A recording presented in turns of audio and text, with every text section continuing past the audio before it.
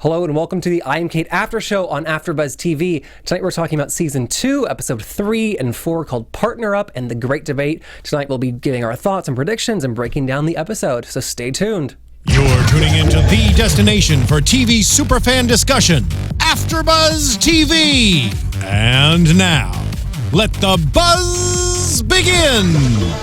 Hello, it's the I Am Cait after show. We got our full panel here as well as a brand new host. We already did the season 2, episode 3 and 4 we're talking about, so let's do some quick intros. I'm Jeffery Masters. I tweet from Jeff Masters 1. I am Shar Jossell, and you can find me everywhere at Shar Says So. What's up, everyone? I'm Thomas Orlina, and you can find me at Thomas Orlina on Twitter, Instagram, Snapchat, and Facebook. Yeah, so Thomas is new, as you guys can tell.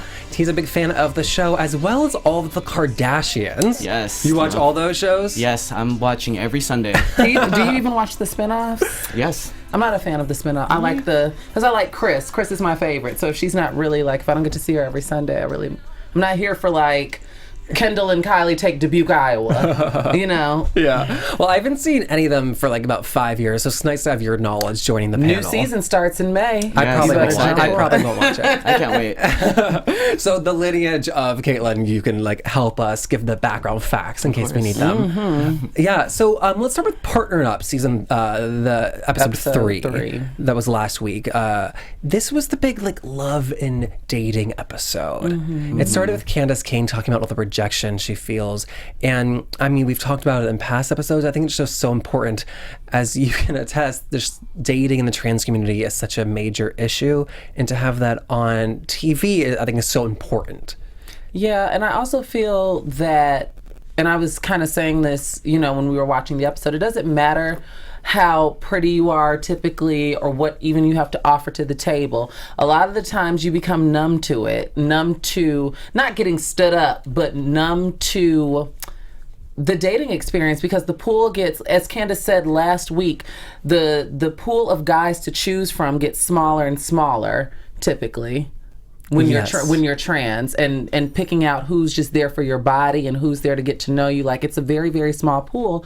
So you kind of become numb. At least I know that I've become numb in a lot of senses when it comes to dating. I'm totally fine. Yeah, and I mean, just to talk about the moment with Ella in episode 4 that we saw tonight, where the guy didn't show up, it might or it might not have been because she's trans, but I want her to know that because of the cameras. That's what I was thinking. Honestly. Yeah. And I want her to know that whatever the reason was, this is going to happen to anybody, and this does. Buckle up. And the way that I kind of coped with this in my experience is, if it can happen to my cis friends and my straight friends and my gay friends, you can't just blame your transness on everything when it comes to dating, because in general, not to bash on men, but a lot of men just ain't no good. So you can't really blame your transness, because I'm sure if you're gay, if you're straight, however you identify sexually or however you present to the world, a lot of the times, like I said, I hear the stories all the time, whether you be white, black.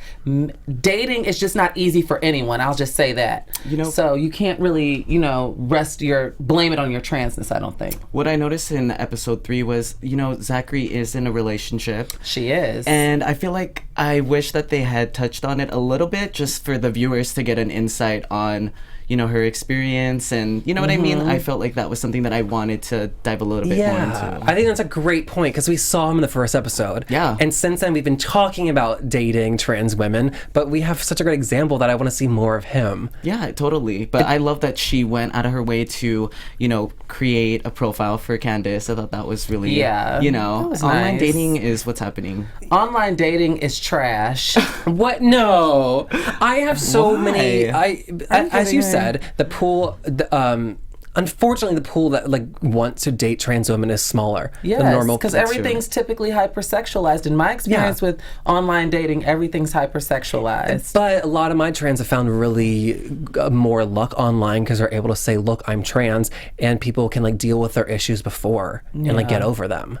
But see, because a lot of times you end up playing Iyanla Vanzant and Dr. Phil in the relationship. Whether you be the 11th trans woman that he's dated, you got to kind of look at, okay, is he a chaser? Is he just faking the funk to get in my panties? Or if you're, especially if you're the first trans woman that, you know, he's dating, then you really, it's a lot of times you just gotta, you sign up for something that you didn't sign up for. Of course. Did your experience change in Chicago versus LA, or is it about the same? You know what? I didn't really get a chance to date in Chicago because I was only there. I graduated. I left the Oklahoma City, Dallas, Texas area and moved back home.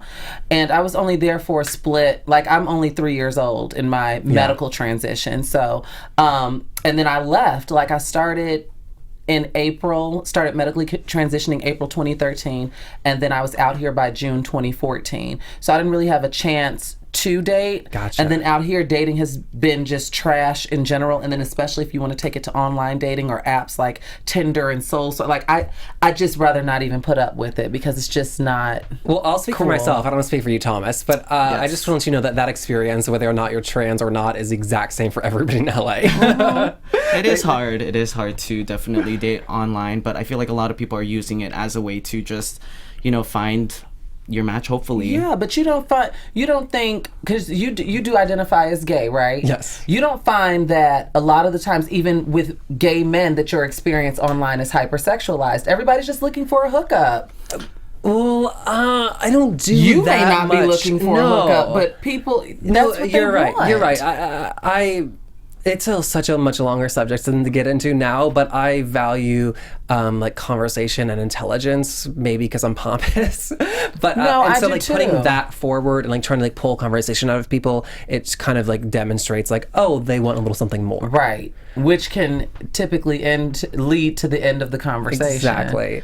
Yeah, but that's a much longer conversation. Yeah, I mean, you know, we could spend the whole hour talking about this. Yes. Yeah. But it's just, it's not easy. Yeah, I just want to go back to one thing you said about that you're 3 in trans years. Mm-hmm. I thought it was such a big moment when Caitlyn got her ID card with her proper gender on there, because it was like just a reminder to all the women on the show that she's about 2 years old. Yeah. In trans years, you know, she's a little baby trans person. I thought she was like 9 months. Is it that young? Caitlyn is about, no, because she came out to Diane Sawyer and us prior to medically transitioning. That was in May of last year. And then, oh, wow. That was in May of last year, was it not? Yeah, I think it was in May. No, Okay, it so was less than a year. Yeah. So it just was like a great reminder that like she's a baby. Then she did Vanity Fair, and then in July she accepted the Arthur Ashe Award at the ESPYs. Yeah. And it's been that. Wow, so it's even, oh my God, younger than I thought. Yeah. That was just such a nice moment on the show because it showed her being vulnerable, and it was something completely non-political that all the girls could feel with her on. God bless America. You know? Safe word. And those like less controversial moments allow us like an interview into Cait's psyche and what she's going through, and while her struggle is not typical of the normal trans person, she is struggling definitely. And I also wonder, as far as the dating is concerned, I also wonder if one of the reasons why Candace's date didn't show up is because of the cameras. Like, that's also a factor. That's a it's good a point. huge stigma that comes with, just like how Ella said in this episode, there's a stigma with being friends with trans women, much less being intimate with. And if you want to put that on national television, like, it could be something with the camera. So I wonder if the cameras if these were just the pack of girls on their road trip driving across America, if he would have shown up. If you were going on a date, Thomas, and Yes. you saw first date and you see cameras there on the person, do you continue with the date or you walk out? If I'm really into the person, then I'll definitely pursue the date. But Yeah. you know, it depends. I guess it varies. Okay, I would probably myself say I am signing nothing. Yeah. You There can is blur this- me out yes. if you want, but like, let's see how this date goes. Yeah. Well, they'd have to blur you out if you blow you out. They'd have to blur you out if you didn't sign anything. So. Yeah. Yeah. I thought it was so interesting too how uncomfortable Caitlyn was with the salsa dancing. Yeah. And then I she's forgot all about that. Yeah, she's able to be vulnerable in others moments, like with the triumph of her ID card, but not able to be vulnerable when it comes to sexuality. Or compliments. Yeah. I know. I was just telling him. I noticed that Caitlyn's not good at receiving compliments. So yeah, just an observation. You know what though? On this season, we are hearing from Caitlyn that she is open to dating men. So I feel like it is a big step for her to kind of take the season and go in a different direction, and we're seeing a different side to her. So we're kind of following what she's going through. Oh, but absolutely. She is also nervous. Remember, she was like, "Oh my gosh, if someone took a picture of me salsa dancing with this guy, and it got back to the kids, what the kids would think, what the kids would think, what the kids would think." So I don't know. Yeah, what she said was she doesn't want to confuse her daughters. And to me, you had such courage to come out and transition and opened up to them about that. Like, this is just a little bit of the puzzle, you know? But you never know what goes on behind the scenes. And the Kardashians are good. First of all, they are good at manipulating the media, but they put on this public front, like United We Stand, we love Caitlyn. But her in that moment saying, I don't want to be even photographed dancing with the guy because of the kids, that's telling. That's all I'm saying. And I'm not saying that they don't accept her, but I'm saying that that's very, very telling, because they tell the cameras and they tell us as the public one thing, but you don't know what goes on behind the scenes with families. This could very well still be a huge adjustment for them, even though they're playing it like, Cait, I love your lip gloss. What is that? Is that Dulce K? But I mean, we only see what they show us, obviously. But from what they have told us on the show, she said she's looking to, she would be open to dating men. Mm-hmm. I want to know, is she cutting off women entirely? It sounds like because it's in what she said. She did say in the future she doesn't see her dating women. So I just have to, the critical part of me has to wonder if that's shame, against herself. I think I mentioned that in the first episode. You never know when it comes to her. You just never know. I know. It's just she can transition and be transgender, but she can't be transgender and a lesbian. I think that could break her. And that's me reading into it. But I just probably because it's really combative with her conservative Republican views. Yeah. She will be a walking hypocrite. Yeah. A literal walking hypocrite, and no one wants to be a hypocrite, especially just a public walking hypocrite. I know. I was so happy to see Erin Andrews and Laith Ashley on the show tonight. Yes. Oh yeah, shout out to Laith. I always say Laith is bae, but I had no idea Laith. We've actually been Facebook friends for a while, but I had no idea Laith was going to be appearing on the show. So when I saw him, I was like, oh, look at bae. Did you guys see the spread? The spread that she did with Erin? No. On the Barney's catalog. Wait, that Laith did? That Laith did, yeah. Did with Erin, that he did with Erin? No, I didn't see that. It came out 2 years ago, in 2014, January actually, and Dennis Friedman, who is the visionary or the creative director at Barney's, came up with the idea to do this spread. So okay, yeah, it's really good. I like that. I saw pictures. For that. Mm-hmm. I need to look that up. Oh, I was just so excited to see that because they're killing it as models right now. Laith is everywhere. Yes. But in regards to pop culture, trans men are fairly absent. They are. So it's good. Yes, let's show them they exist as well. Well, I think trans men a lot of the times are excluded from the discussion, and this may be very crass of me to say, but I feel like they're excluded from the discussion because they don't face surface-wise, trans women and trans men face the same things as far as access to resources and hormones and what have you. But when it comes to social stigma, I don't think trans men might get it as tough as trans women, even when it comes to dating, because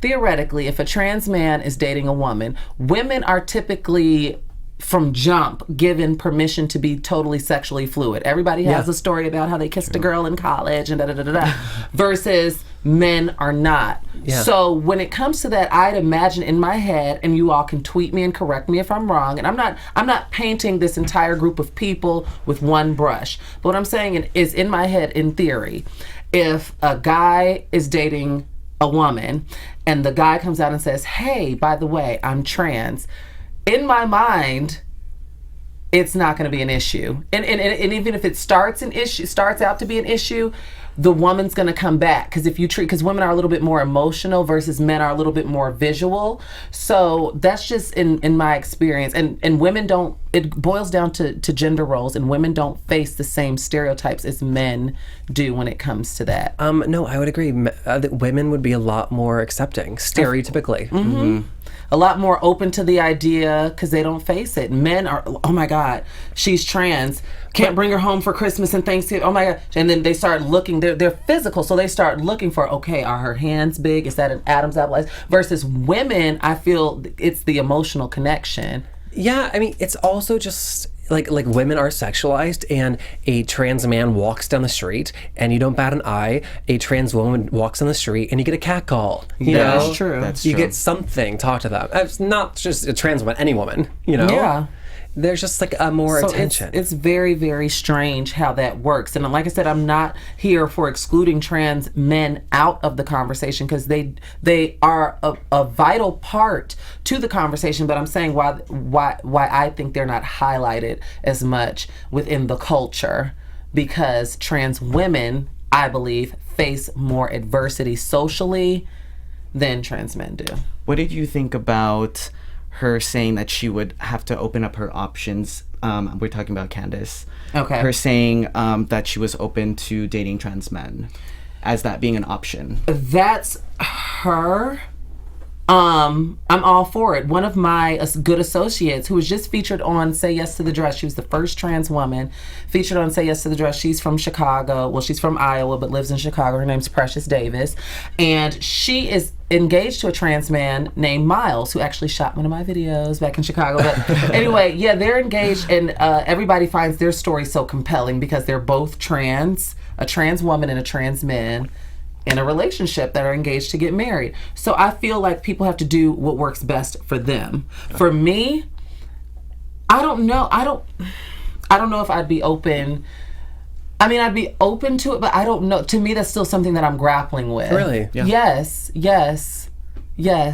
I'm surprised to hear that. Yeah. That for me personally, dating a trans man is something that I am kind of wrestling with. Okay. That's just me. We all have our journey. It's okay. Exactly. We do. And Well, so keep wrestling and let us know when you make a decision. I will. But I thought that was big of Candace. No, because, it was. Yeah. No, I mean, I think Candace is great, and she seems like such a good, supportive friend Yes. to Caitlyn Yeah. and She's all the like other your girls. everyday best friend. Yeah. And I love her relationship with Chandy. You know, every episode focuses on like a member of the cast, and this was Chandy's episode. Yes. Yeah. I was living for Chandy at the drag show. I thought that was amazing. That was Chandelier. That wasn't. That was Chandelier, yes. That was. But I have to say, I agree with Jenny Boylan, and typically, I agree. I found myself snapping my fingers at the TV every time Jenny Boylan has something, snapping in agreement, because I just typically agree with her.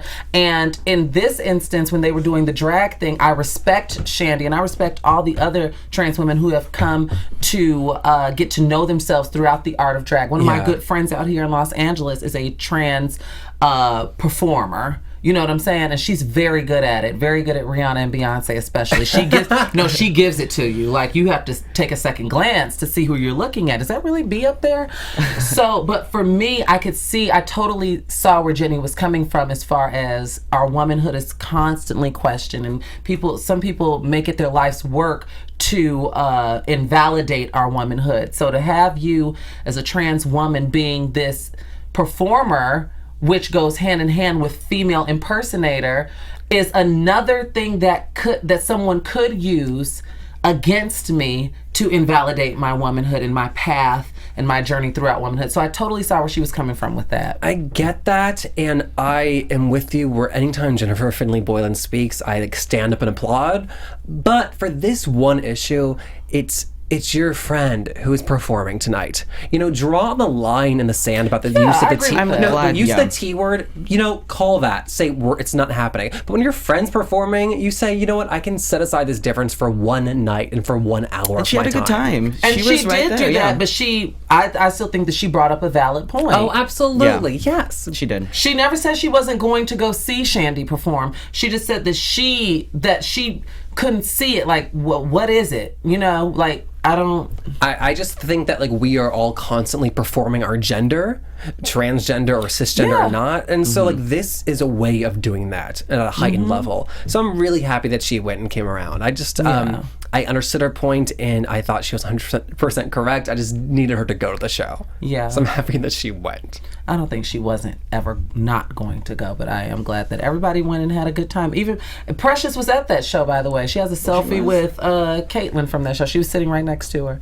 So really, yeah, all my Chicago girls that I know have been like all up in these last 2 episodes. Well, so Chandy just looks so happy on that stage. She did. She was living. She was getting her life. She did. Oh God, I know. But while we're in Chicago, that's where episode 4 started. Yes, they were at the Chicago house. That's your hood, Chicago. Chicago house. I have to shout out Shannon Parker. I saw you on TV tonight, girl. And Shannon is actually the one who 3 years ago made some calls and rearranged some things along with Angelica Ross. Shout out to her. She was on last season. But which basically allowed me to begin my hormone medical transition. So it was refreshing. And Shannon and I, we're really good, you know, acquaintances. We're cool. And it was good to see her on TV tonight. Yeah. And the Chicago House does do a lot of work, a lot of good work towards the advancement of trans people and helping you find a job and helping you find a home and things like that. And fortunately, that's not something that I was combating because I was employed and I did have a roof over my head and things like that. But they're really, really good at helping the community and giving back. So fantastic. And I was so excited, not excited, excuse me. I was very happy to see Caitlyn addressing the protesters that were out front. I did like that. I did like that she was, you know, speaking out towards them. And, you know, I don't feel like she, you know, I feel like she was going in there with the best intention. And I feel like that's the progress that we need to see on television. You know what I mean? Yeah. At first I was like, I don't know, because we weren't able to hear what Caitlyn had to say and they're on the stage. But I will say what Shandy said when they got into the car really, really resonated with me, because at first I was like, okay, I totally see why the protesters out there, as Caitlyn gets under my skin too. Like, I feel you, girl. I see why you're out there. But when Shandy said how the energy, like you're giving all of your energy towards tearing down this person, what are you doing in the community? That energy could have been redirected to uplifting someone. Not necessarily Caitlyn, but that energy that you just exerted and wasted, you know, by, you know, yelling at Cait, could have been used. You could have been spending your time being productive, uplifting someone in the community, whether they be trans man, trans woman, gender nonconform, whatever.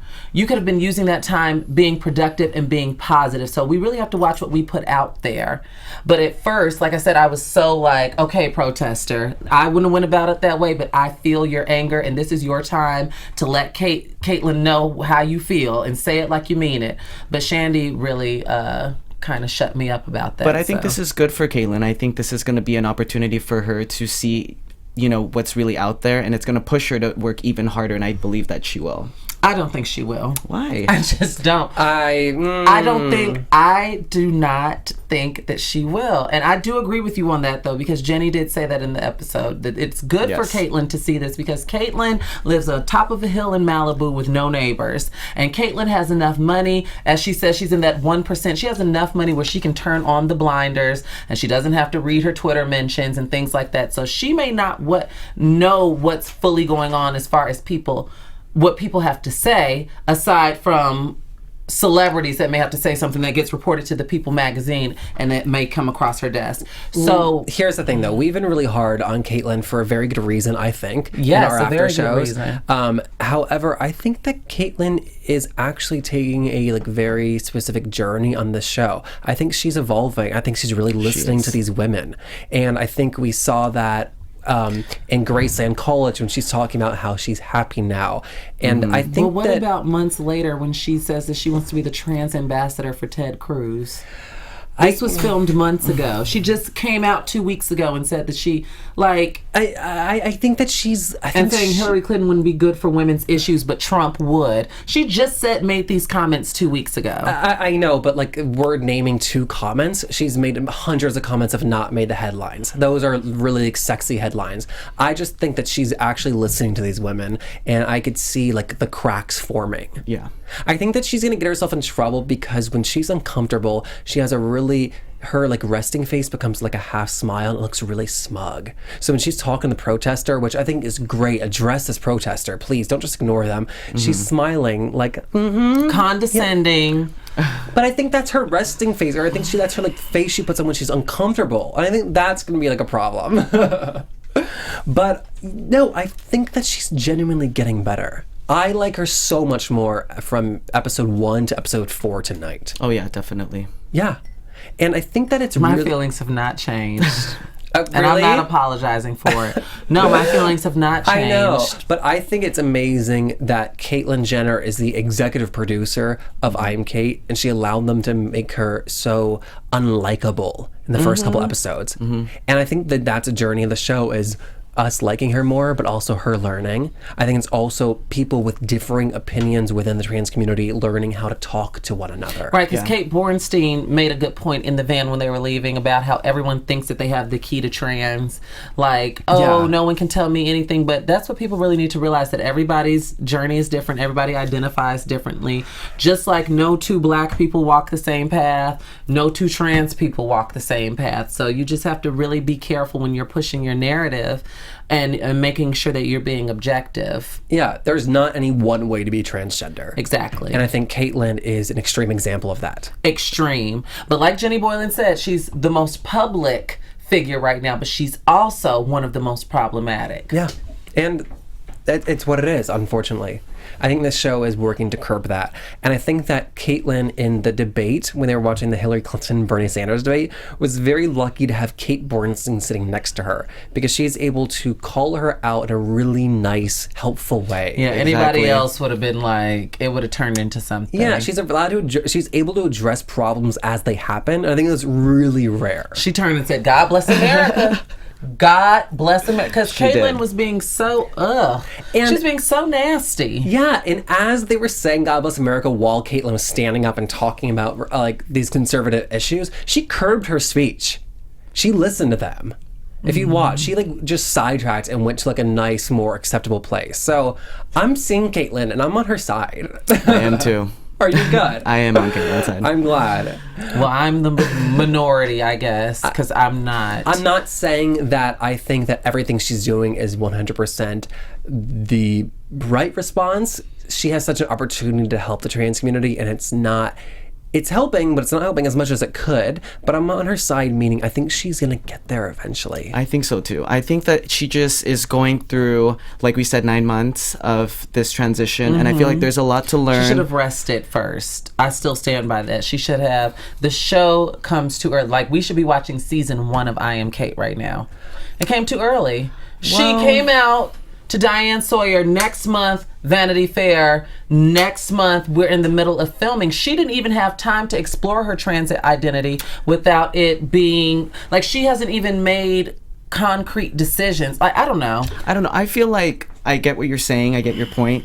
But I just feel like even though she went and she did the Diane Sawyer interview and then she went on to do the reality show, we get a sneak peek into, her journey. We get to see all these moments that we probably wouldn't see if it wasn't on camera. Yeah. So I really agree. Yeah. We're seeing her so before. problematic. Yes, but we're seeing She's her so before she's problematic. fully formed. Everything is so calculated. It's a reality show. It's edited, but we're seeing this person who is problematic, and that's why it's interesting. And dare I say, if she did Diane Sawyer, and then she did Vanity Fair, and then she took a break for a year, we wouldn't care as much. That is true. She understands it's understands the publicity. Kardashian machine now. She ain't stupid, but I'm just saying it is in a lot of ways I find her counterproductive, and it kind of pains me that she is this so big. I would pay money to have her switch places with someone like Laverne Cox. Yeah, I think all those feelings are completely valid, and she's giving you reason to think that. Like, yeah. One of the internet bloggers that I follow, Chernobiko, refers to Caitlyn as the trans Donald Trump. And you can draw your own conclusions from that, but that's what she calls her. The thing is, though, that because Bruce Jenner was a Kardashian, for lack of better words, we were able to have this opportunity to have I Am Cait on TV. You know, we have other trans people in the media that couldn't get a reality show, and if they could get a reality show, they could not get viewers to watch it. So, yeah. A lot of times reality shows invalidate what you're doing, especially when you're trying to establish yourself. Yeah. Like someone like Laverne Cox, who's still trying to, like, she is a solidified actress, but it would have been pointless. It would have invalidated her Orange is the New Black and all she has going on if she had cameras following her around. Yeah. And early on, people in the trans community, medical transitions, if people choose to do that, are so expensive that this could give somebody the money to do that. And I think that could, like, they're paying for them to be on the reality show. Oh, okay. I think that could be like a weird situation. No, I'm saying another person, a young trans person. Okay. Let's say that would have been more interesting to watch. Yeah, but it's just it's like a different. It's not their life then. You know, Caitlyn paid for everything with her own money. And if I was thinking it'd be a different experience to watch somebody young and transitioning, like 3-6 months in, and if they're getting money for medical transition, like from money from the show, it would just be a different experience. True. Like, I would not want it to be... But that's also what adds to Caitlyn being totally not relatable to the trans community because she was able to be a microwave girl. She was able to go in front of Diane Sawyer and say, hey, I'm trans. And the next time we saw her, she had breast implants hiking in Malibu with Brody with 3 hoodies on because she wasn't ready to reveal them yet. She instantly got facial feminization. And I'm not saying this coming from like a jaded place, but I'm saying this as far as her relatability to the community. And then she even goes on to further ostracize herself by being this extreme Republican. It's just like... You can't fault her for wanting to alter her appearance, though. I'm not faulting her. I'm just saying she's not relatable. No, and that is in the least to me. And that's correct, but for a lot of America, they need something like a Caitlyn Jenner to ease their transition into other trans issues. And she is getting exposure, and I feel like audiences that are watching, like what you said, you know, I Am Cait is on E, it's on one of the biggest networks. This is good. This is good for TV,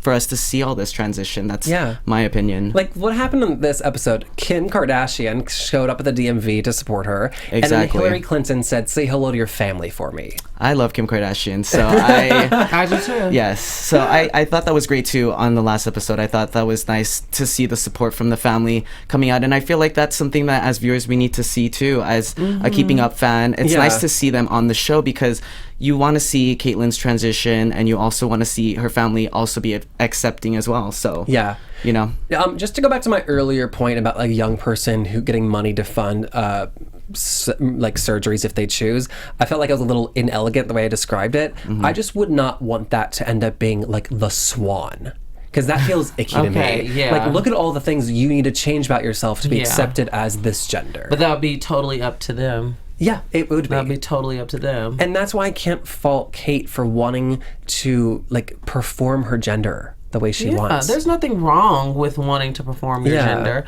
but it's a lot, like I said, she's problematic and counterproductive. That's what it boils down to. And yet, the fact of her existence in the public eye is doing good. It is. It is. I won't argue that. Like, it is. Lizzie Johnson, who we met this episode, who looks like that one actress. She looks like the actress from How to Get Away with Murder. If you all watch the show, then you all know who I'm talking about. Who's on Gilmore Girls? I didn't watch Gilmore Girls. Oh. But the little blonde on ABC's Shonda Rhimes, Viola Davis, How to Get Away with Murder. That's who little Lizzie. I thought that was the actress at first. I was like, oh wow, this is random. Okay, but here's the deal.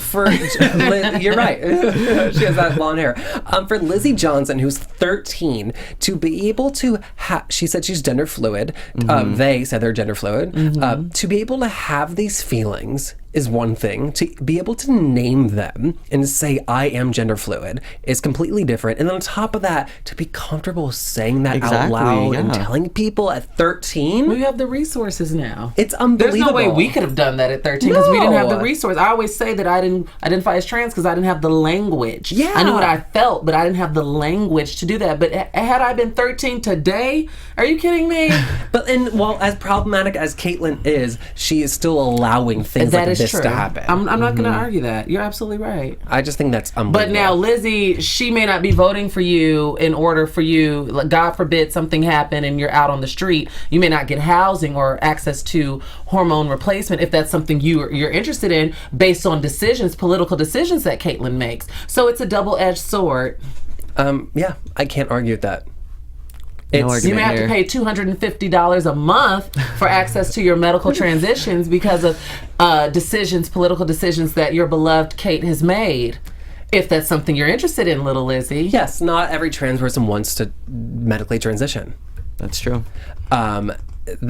Yes, it's so complicated, which is why this show is successful. Mm-hmm. Actually, I mean, viewer-wise, it's not doing that well, but it is interesting. Yeah, and infuriating to watch. I did a panel a few weeks ago, and we were discussing, one of the talking points was discussing episode 1, Politically Incorrect.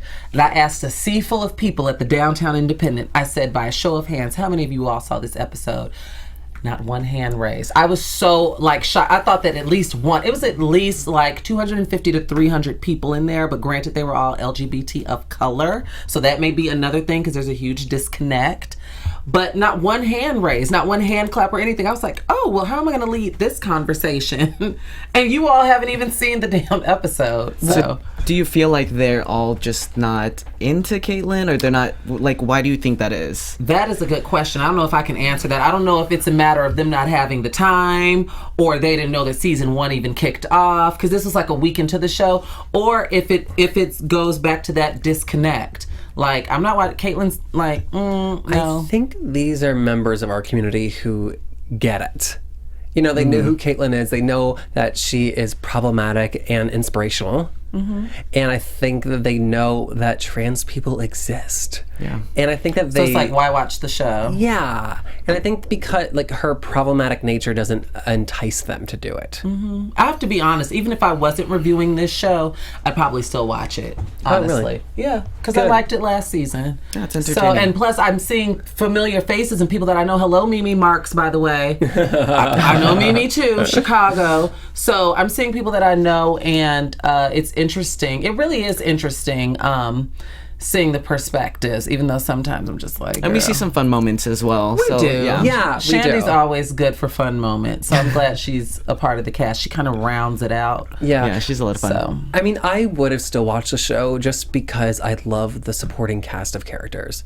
You know, some of my they favorite... make the show for me. They make the show. They're all so different. Their journeys are also different. So as viewers, you're seeing all these different stories. You're not just seeing, we're not just here to see Caitlyn's story. And she's learning from them as she goes. I think she is. Yeah. But I feel like she's biased to some of them. She is biased towards Candace, but everybody else is she loves her some Candace. They've been tighter for a little bit longer, I think. I guess. I think that Candace is able to bring that side out of her more. Yeah. True. I thought what was interesting this episode was something that was totally disgusting called mountain oysters. Now, when I first heard this term, I was like, okay, I'm an oyster eater. I don't think I've ever heard of mountain oysters. My family's from the Gulf. I'm like, okay. And when it was explained that they were bull testicles, I'm like, oh, no, thank you. Mm-mm. I'm not eating no beef testes. In the words of Shandy, let's not and say we did. Let's not and say we did. Absolutely right, Shandy. I just love Shandy in episode 3. We saw this amazing performance, and then we see her on this trans panel at Graceland College. And they got kicked out of a restaurant. Oh, I know. That was hard to see. Where were they at? Was that Oklahoma? They were in Texas. That was in Oklahoma. Okay.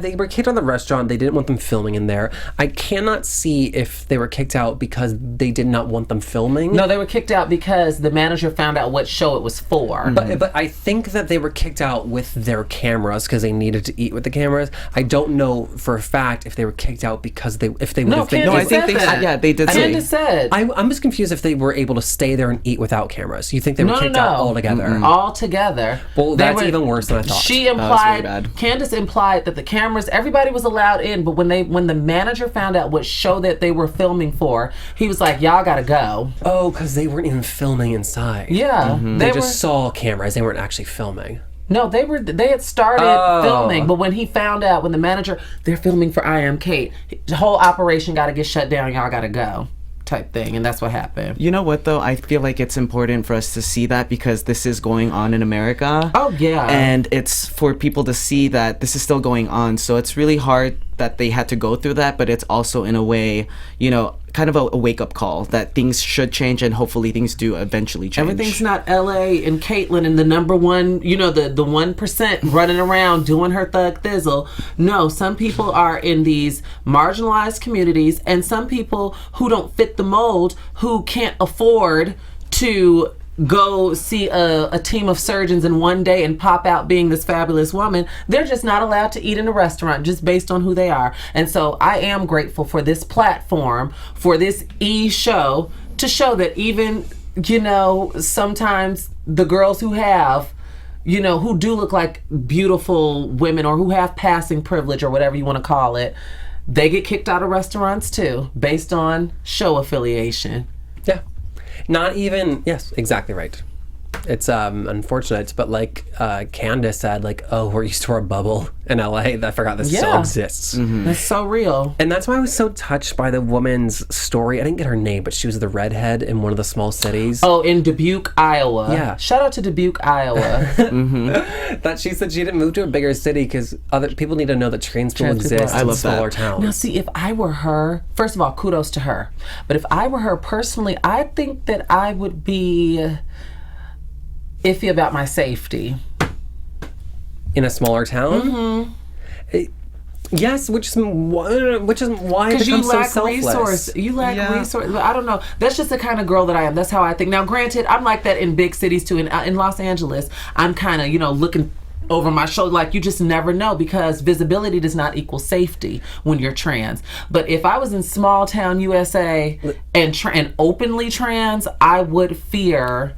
Yeah, I mean, but look, someone's got to lead the path. And that is true. And she's made it this far as well, so it feels like she is confident in her own skin to go on TV and to just be out there. Yeah. She is just Rosa Parking it all over that town. But she, like, there's going to be somebody in that town is a young trans kid, you know, maybe hasn't transitioned yet. Beautiful example. And they'll be able to see, like, oh, thank God. If she can do it, I can too. Yeah, I love that. And I was really touched by the answers they showed on the trans panel at Graceland. I was saying too about Shandy being the performer. She was performing her answers and like giving her like hand gestures. I wish we could see the whole thing. I hope it's like on YouTube somewhere, like someone recorded it with their phone, because I want to hear everything that was. It looked really good, and it looked really educational. Yeah. So, and I love that Cait Bornstein is able to dwindle things down into like really easy to understand messages. She was talking about how she used to be in Scientology, her daughter's still in Scientology. Which I never knew. I never knew that Scientologists looked at trans people that way. I learned something new tonight. I didn't know what my idea of Scientology was, but I thought that it was a little bit, in my head, I imagined it being a little bit more progressive than the traditional religions. No. But when she said that they looked at her as some sort of just a bad person based on her being trans, and she hasn't been able to talk to her daughter since the girl was 9, and now she's in her 40s, I'm like, what? That taught me something about science. Like, Scientologists kind of creep me out, you know, when I see them, I'm like, that's just me. But I figured that they would be a little bit more progressive. Well, no, it's fascinating. In her memoir, she talks about that she joined Scientology because they believe that you are your soul. I think they call it a theta, but I don't remember the exact word. And your soul is genderless. And so you've been reincarnated throughout your life, men, women, etc. And so that spoke to her because she, you know, and she's on this gender spectrum. Right. And so that really spoke to her, which is why she was staying in Scientology for so long. But she was on the boat with like L. Ron Hubbard. She was a high-ranking woman, I guess not a woman back then, on the boat. But she transitioned after. And so to not see her daughter for that long, it's nuts. That's crazy. That was crazy. I feel for her. Her grandchildren. The daughter, I think her name is Jessica, has had kids. I think they had great questions in that in that whole auditorium. It was everything that, as a viewer, you want to hear. Crowd too. Yeah. It seemed like a little bit of everybody. It was good there. energy. Yeah, and Chandy's answer about religion, like God knew before I did. I mean, that's what the good book tells you. Amazing. He knew you before you knew yourself, before you were even a thought in your mother's head.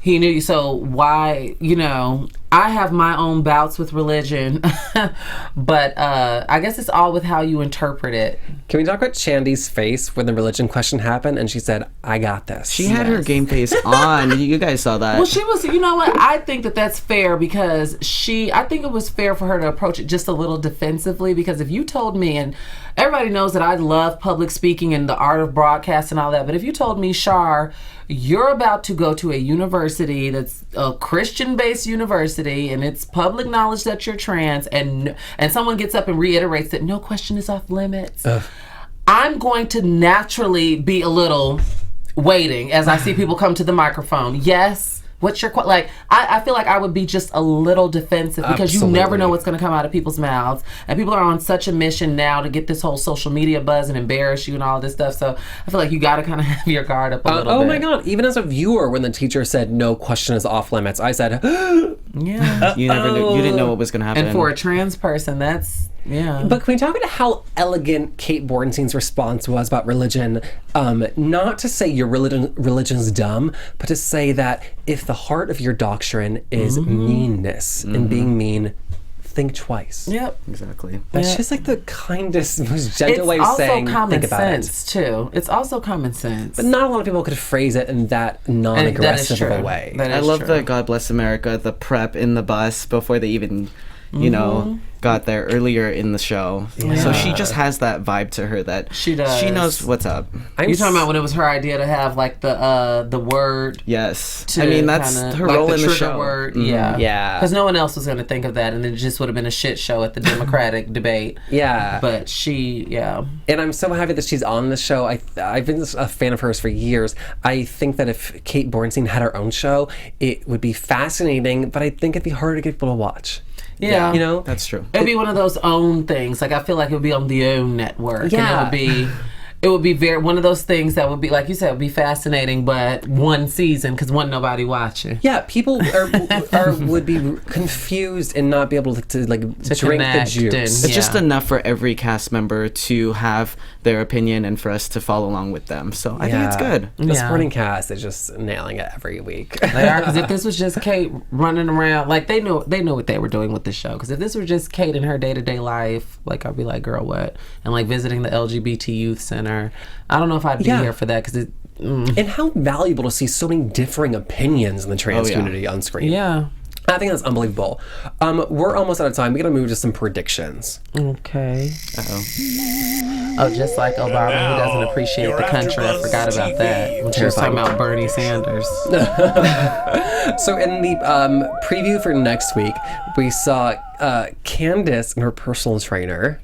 Yes. Having some flirting. And then we saw Scott Disick. I'm excited for next week's episode. Disick is going to be with Cait and the girls. Like, how random can you be? But I see what the producers are doing because this is recipe for a potentially epic episode. To have Scott with Cait and with Shan, like, who thought this up? I can't begin to think why he'll be there. Can you imagine? I really don't know. I was really surprised to see him featured on the show for next week's episode. Yeah. Are him and Courtney still dating in real life? They're on and off. I think they're back together now. I'm not sure, but I know they're on and off. Okay. I didn't see him. I follow all of them on Snap, and I didn't see him. Oh, today with Easter, it was just Tyga and Kanye dressed up as the Easter Bunny. That was dope. Up-to-date minute reporting. Yeah, I only follow Kim and Kylie on Snap. The others I don't. Courtney? I don't follow Courtney. Hers is good. I feel like she would just be doing like avocado toast and almond milk. No, hers was good. Meditating. All right, does anybody have any hardcore predictions for the next week? I do not, to be honest. I have no idea what to expect. I don't know, but I'm excited to see Scott. Yeah, I don't know what to expect, but I feel like it's going to be a good one. It's going to be a peak, a climax episode, if you will. Let me be petty. Okay. Uh-oh. I love Candace. I think I love her. End of sentence. New paragraph. I think that all the guys that she's going after on the show are a lot younger than I would think she would normally go for. I just want to see so. maybe somebody a little bit older than her or her age. Maybe that's my own bias, though. I don't know. She said that she has been in a relationship for 7 years. I think that's what she said. Her last, I feel like she's just open to dating. I'm just surprised. I'm like, Candace. Yeah, they are all. She is robbing the cradle. But they you know are what? all She young. looks great, so go for it. And she's a great as a person. Mm-hmm. But yeah, this was so much fun. Super I'm glad you could join us, Thomas. Thank you so much. Yeah, tell everybody So where much they fun. can find you on Twitter. All right, everybody, you can find me at Thomas Orlina on Instagram, Snapchat, Twitter, and Facebook. You can find me, Shar Jossell, at Shar Says So on literally everything. And I tweet from Jeff Masters 1. And as always, you can follow us, rate us, subscribe on YouTube and iTunes. Guys, we'll see you next week. Bye. From executive producers Maria Menounos, Kevin Undergaro, Phil Svitek, and the entire AfterBuzz TV staff, we would like to thank you for listening to the AfterBuzz TV network. To watch or listen to other after shows and post comments or questions, be sure to visit AfterBuzzTV.com. I'm Sir Richard Wentworth, and this has been a presentation of AfterBuzz TV. Buzz you later. The views expressed herein are those of the hosts only and do not necessarily reflect the views of AfterBuzz TV or its owners or principals.